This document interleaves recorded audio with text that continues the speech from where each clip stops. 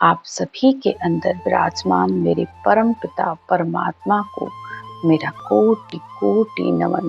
आज सुखराम जी महाराज हमें अपनी परम पद की यात्रा के बारे में बता रहे हैं कि कहाँ पर वह कितने दिन रुके, और जब वह अपनी यात्रा पूरी करके परम पद में पहुँचे, सतलोक में पहुँचे, तो वे उस दिन को धन्यवाद कह रहे हैं, उस पल को धन्यवाद कह रहे हैं, उस समय को भी धन्यवाद कह रहे हैं कि हे परमात्मा, आपका कोटि कोटि धन्यवाद है।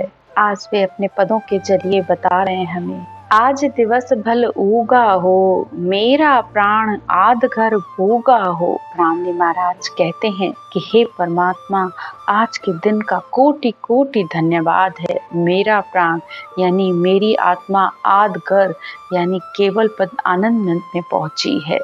दिन दिन वापुल कवाई हो, मेरा ध्यान लगा सुनमाई हो। धन्य धन्य उस पल को जिस पल में मेरा ध्यान शून्य यानी पार ब्रह्म से भी ऊपर मेरा ध्यान उस केवल पद आनंद पद शून्य समाधि में लगा है। श्रवण रसना कवाई हो, एक मास पदराई हो। अब सुखराम जी महाराज बता रहे हैं कि सबसे पहले तो मैंने 1 महीने तक लगातार इस श्वास पर श्वास में रटना की। कंठ शब्द पख एका हो, हृदय मास बसेखा हो। और सबसे पहले वो बता रहे हैं कि मैंने कंठ कमल पर 15 दिन ध्यान रखकर श्वास उश्वास में रटना की, और फिर हृदय पर 1 महीने तक मैंने ध्यान लगाकर भजन किया। नाभि में पद आया हो, बरस द्वादश गाया हो। अब सुखराम जी महाराज कहते हैं कि नाभि में मैंने 12 बरस तक श्वास और प्रश्वास में रटना की, और वह भी शब्द के साथ। शब्द धुन तो उन्हें भजन करते ही सुनाई देना शुरू हो गया था। आगे महाराज कहते हैं, जहाँ शेष नाग घर जागा हो, वहाँ 1 मास दिन लागा हो। अब महाराज कहते हैं, ब्रह्मा और गणेश जी व शेष जी के स्थान पर 1 महीने तक उन्होंने रटना की, और जब शब्द बहुत ही मुश्किल से पीछे की तरफ पलट कर आता है। आगे महाराज कहते हैं, स्वर्ग 21 छेक्या हो, जानेगा जन देखा हो। दिवस मास पंख बीता हो, जम थाड़ा जन भी जीता हो। पिछम दिशा में यानी पीछे पीठ की तरफ जब शब्द बंक नाल में आता है तो हमें बहुत जोर से रटना करनी पड़ती है, क्योंकि ये इतनी आसानी से आगे नहीं बढ़ता है। ये सबसे बड़ा भारी दुख है। तो श्वास और प्रश्वास में लगातार रटना करने पर ही ये आगे बढ़ता है। तब जाकर बंकनाल में ये 21 स्वर्गों का छेदन करके वह पार करके मेरुदंड पर पहुंचता है। जो आत्मा ध्यान से भजन और सिमरन करती है तो वो उसका साफ अनुभव करती है। आगे महाराज कहते हैं, मेरुदंड जहाँ घाटी हो, ऐसी और न बाटी हो। महाराज यहाँ मेरुदंड पर जहाँ पर नमा स्थान है, ये बहुत ही भारी घाटी है।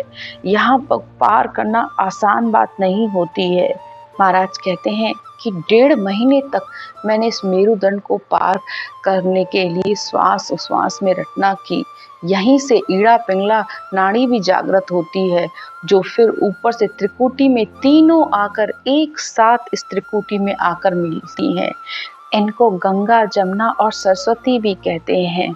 तो सीधे हाथ की तरफ से गंगा और उल्टे हाथ की तरफ से जमुना और सिर के ऊपर से होकर सरस्वती आती है, और तीनों आकर मिलकर त्रिकुटी पर मिलती हैं।